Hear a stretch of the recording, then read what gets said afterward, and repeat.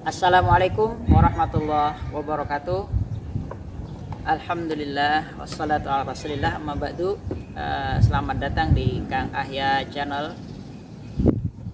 Pada kesempatan kali ini kita akan ngobrol santai mengenai riba. Apa itu riba? Riba itu transaksi yang diakibatkan karena ada unsur hutang piutang. Sedangkan riba yang perlu sahabat saya ketahui di dalam kitab-kitab dan para ulama sudah jelaskan, riba itu ada dua macam. Riba yang terjadi pertama, riba yang terjadi karena ada unsur hutang piutang. Pada prinsipnya hutang piutang itu adalah unsur ta'awun, unsur tolong menolong sesama muslim, sesama manusia, sehingga karena ada kebutuhan di sana sehingga tidak diperlukan keuntungan, karena keuntungan hutang piutang itu diperoleh oleh seorang muslim itu nanti di akhirat kelak. Jadi ketika kita menghutang kepada seseorang, tidak diharapkan kita untuk mendapatkan imbalan, hanya saja kita bisa mengambil hak kita. Seberapa yang kita berikan hutang itu, maka itu yang kita ambil. Jangan sampai misalnya kita meminjam 1 juta, kita kemudian meminta imbalan sebesar 1.500.000, maka itu menjadi nilai yang riba yang dilarang oleh syariat. Kedua, riba al-bai', riba yang terjadi karena ada unsur jual beli. Jual beli di sini pertama ada unsur karena tidak kesamaan takaran. Jadi beda takaran itu nanti dikategorikan riba pada barang-barang tertentu seperti kurma.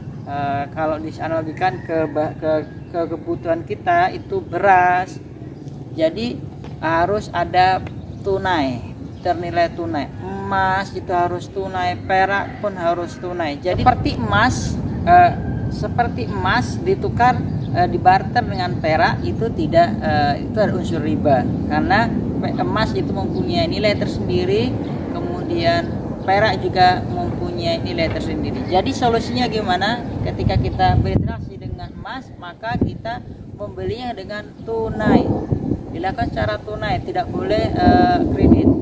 Jika kredit maka ada unsur riba di sana, karena kita ketahui bahwa emas itu mempunyai nilai yang terus bertambah.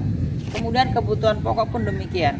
Jadi selain kebutuhan pokok, nanti kita bahas kepada materi lain, barang-barang yang di sana jika tidak sama, tidak tunai, maka ada unsur riba. Kemudian tadi karena takarannya sama dan tidak tunai. Kedua, itu pada transaksi jual beli kredit. Nah, Umar mengatakan barang siapa yang belum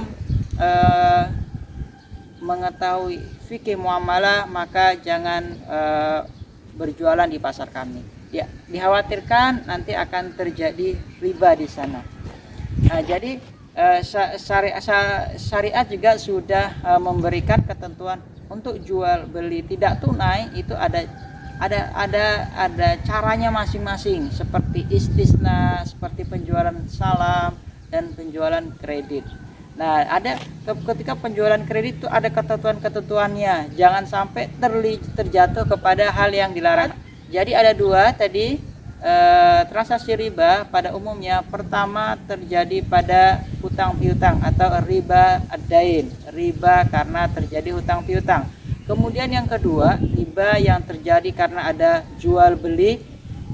Ini terjadi karena dua faktor. Pertama, takarannya tidak sama, kemudian karena tidak tunai.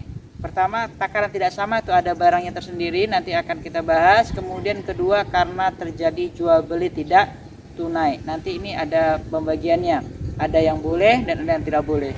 Baik, sampai di sini semoga ini bisa menjadi wawasan untuk memahami secara pelan-pelan tentang riba.